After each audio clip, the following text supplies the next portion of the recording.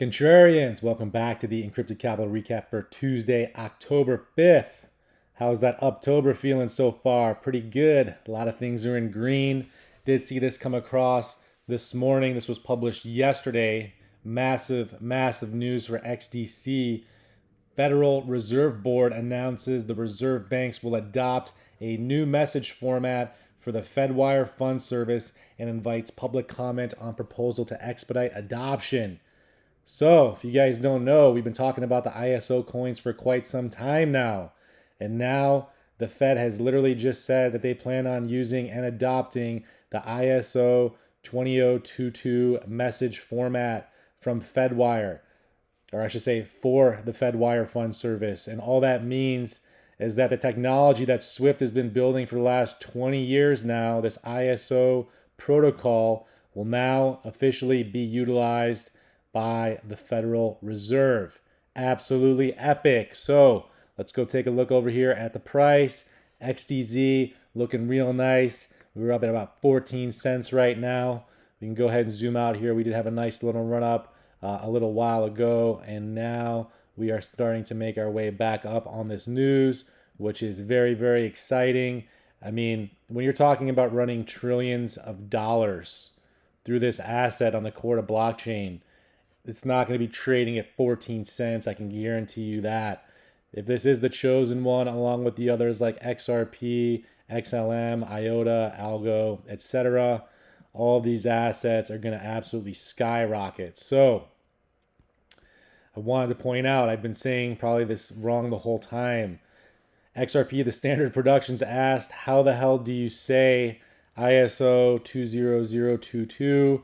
And David Schwartz, the CTO of Ripple, responded, ISO 20022. He did add an extra O, and then when he was called out on it, he said sorry. He got really excited. So these guys, all in the same club, all these assets, big companies, are working together. And just a little bit of background here on David Schwartz. My Nikes keep getting hit with his ad. Air Max 2090s, absolutely epic. So, patent number 5025369. This was awarded to David Schwartz Enterprises back on June 18th, 1991. He actually filed for it 3 years prior. Literally just describes essentially what Bitcoin is. A multi-level distributed computer system for distributed processing, preferably includes a plurality of personal computers. And it goes on. Task input into the system divided into plurality of portions. You guys can read all that, but basically, this guy's been in the game for like 30 years now. Pretty crazy to think about that this technology has been talked about and in the works for that long. This guy is no joke. Some people actually think that David Schwartz is Satoshi Nakamoto. I have my opinions on that, and I would say they're probably not wrong. There's a very good chance this guy could be the one who also created Bitcoin and also happens to be the CTO of Ripple. While I cannot guarantee that, obviously I have no clue. It does make sense, or at least a little bit of sense to me, when you dive into this guy's background. So let's not forget, Forbes did a research article on him, or not a research article, they just did an article on him. I'm doing the research here. Ripple's $1 trillion man. This was back September 5th, 2018. This guy will most likely become a trillionaire with his stake in XRP and Ripple. This guy's going to be absolutely loaded. He's going to be able to buy the whole world by the time this whole thing's over. So, you guys can read part of this article. It says he used to be obsessed with doorknobs and locks. Cool. But when you start scrolling down here, going into his background, we got during his decade there, and they're talking about Webmasters Inc., he consulted for the National Security Agency, helping integrate the agency's networking software with the existing security and public key infrastructure technology. In other words, Schwartz was gaining a working knowledge of cryptography at a high level. He says it was a fantastic experience. If you've ever seen this guy at any of the public events that are crypto related, he's literally walking around with bodyguards. This guy's no joke. So, I also wanted to note here that he was talking about disrupting Swift. I'm not sure where that was in the article, but he did talk about it somewhere in here. Let's take a look just so I can see. All right, so it's mentioned quite a few times in here, but they are talking about disrupting the Swift technology. And what I want to point out is that this is all connected together. It's not necessarily that they're going to be taking over Swift and Swift will no longer exist. I mean, Swift is the company that wrote the ISO code, and they are all working in conjunction with each other. And so, if you guys didn't know already, the ISO is an emerging global and open standard for payments messaging. Basically, they're going to be utilizing this protocol to settle international cross-border settlements between big banks and big business using the core blockchain. So, when you go into the ISO Wikipedia, they have pulled a couple of these coins out here. Algo is no longer listed, which I thought was interesting, but you're still seeing Ripple, Visa, and Swift are all part of these organizations that are participating in the ISO protocol. And then we go over here. Andre Casterman, when I say everything's tied together, Zinfin Network secures ex-Swift corporate and trade head Andre Casterman as an advisor. This guy was with Swift for like 20 years, and now he's transitioning over to Zinfin, which is the company that is creating or has created XDC, which is the liquidity token that will be used on the Corda blockchain, part of the ISO community. So if you guys are involved in any ISO coins or tokens, you'll be kicking major ass in the crypto space, because these coins have been the chosen ones, so to speak. And if I were to be involved or invested in any of these assets, and I can only pick 5, I would pick the 5 that are going to be utilized for ISO protocol. Now, Circle. Circle has revealed cooperation in an ongoing SEC investigation. It says Circle has published filings revealing it is cooperating with a subpoena from the SEC that it received back in July. So, if you guys didn't know, Circle is the company behind USD Coin, which is also part of the Center Consortium. So Circle and Coinbase, they make up the Center Consortium right here. And so they have issued their USD Coin, and now they're getting a subpoena from the SEC. Most likely, if I had to anticipate anything, the SEC will probably end up clearing USD Coin. You got really big players involved with this. You got Goldman Sachs, which we've stated time and time again. Goldman Sachs has invested $50 million, 4 rounds of venture capital from 2013 to 2016. Okay, this is back in the day. So Circle's literally been in the game for almost 8 years now. All right, they're not fucking around. These guys know exactly what's going on, and all their boys are hooking them up with all the deals. So we go over here. The Financial Conduct Authority from Britain granted Circle an electronic money license in April 2016, expanding the use of Circle services to the United Kingdom and broadening Circle's relationship with UK bank Barclays. All right? And so in 2016, Circle announced it would be expanding its services into China, where they believe there is opportunity. And also wanted to point out, as everybody is tied together, when Circle announced the exchange would spin out in October 2019, he's referring to Poloniex. Poloniex is one of the bigger crypto exchanges back in the day.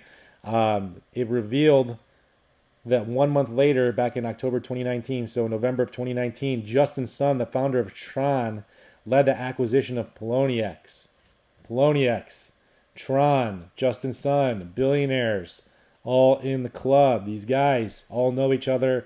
They're all tied together, pumping up each other's projects. That's how the game works. That's how they can mathematically make the most money possible by having each one of their coins go up tremendously in value, one or sometimes multiple times at a time, so they can eventually roll over to the last and final coin to pop, which last cycle was XRP, and that coin pumped the hardest, ensuring they would make the most money possible. All right? That's how the game is played, but we're going to absolutely make a killing on this because we know the game. We're the contrarians. We have the contrarian mindset. We're not part of the herd because the herd gets slaughtered. Now, we have this tool. JPMorgan CEO, Jamie Dimon. Bitcoin is going to be regulated whether you like it or not. Maybe he's right. Maybe he's wrong, but this guy is known for manipulating the metals markets, and he's been known for manipulating the price of Bitcoin when he said he would fire any trader that traded it, and then shortly thereafter they went and made their own JPM coin. This guy's a tool. He can't be trusted. Whether what he's saying is true or not, I have no idea, but let's not forget, He says it serves the fool's gold of the future. He also opined that the entire cryptocurrency industry will inevitably be put under a regulatory framework. Yeah, most likely, especially if you're having all these assets on the core of blockchain and they're dealing with smart contracts and private information. It's going to have to be regulated. Next up, Arab Bank Switzerland enables Tezos staking, trading, and storing as XDC charted new all-time high. We were talking about Tezos for a very long time in our newsletter. You guys should definitely subscribe. We're already up multiple hundreds of percents since we started talking about it. These guys aren't messing around either. They've had a lot of good innovation come through, and they've been utilized on the McLaren team, I believe, to issue NFTs. It says the Arab Bank of Switzerland will enable its institutional clients to store, stake, and trade XTZ, the native cryptocurrency of the popular blockchain Tezos. The announcement comes amid the token's recent price surge, which led to a new all-time high. And the private bank will also allow its customers to stake, store, and trade the XTZ token on its institutional-grade platform. It says digital assets are a cornerstone of our strategy, requiring strong agility while complying with the highest security standards. Our mission is to bring tradition to cutting-edge innovation. Tezos, with its scalability, high-quality governance, and staking possibilities, fits perfectly within our vision, says the managing director of the bank. So, if you guys already know, you guys can earn about 6% APY if you guys stake your Tezos in your Ledger wallet. All you have to do is delegate a baker to point your money to so they can pay you out for loaning your money, loaning your crypto out to process the transactions on the nodes. Then you guys will get paid 6% a year. So if you got 100 grand in there, making 6 grand a year for literally doing nothing but holding an asset. Pretty cool, pretty epic. Next up, Shiba Inu skyrockets 100% in days following a big whale buy.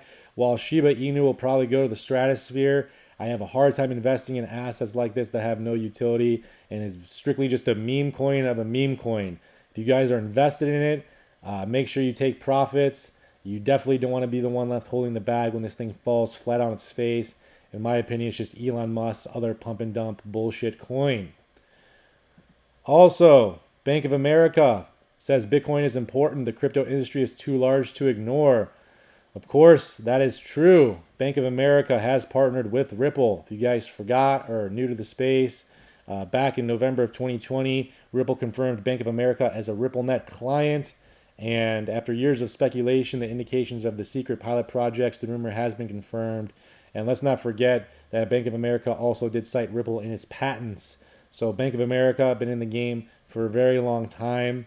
And let's not forget we have a ton of other assets and a ton of other projects and companies that Ripple is a part of. You got Bank of America, American Express, and more. So do not sleep on XRP. Do not sleep on XDC and any of the ISO coins.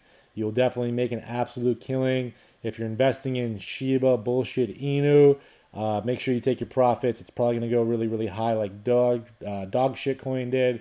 But like I said, there is no real value there aside from people trading it to make more money and leave the dummies holding the bag. So with that being said, I think that will do it for this edition of the Encrypted Capital Recap. If you guys like what you heard, please drop us a like, comment, and subscribe. And we will catch you all in the next video.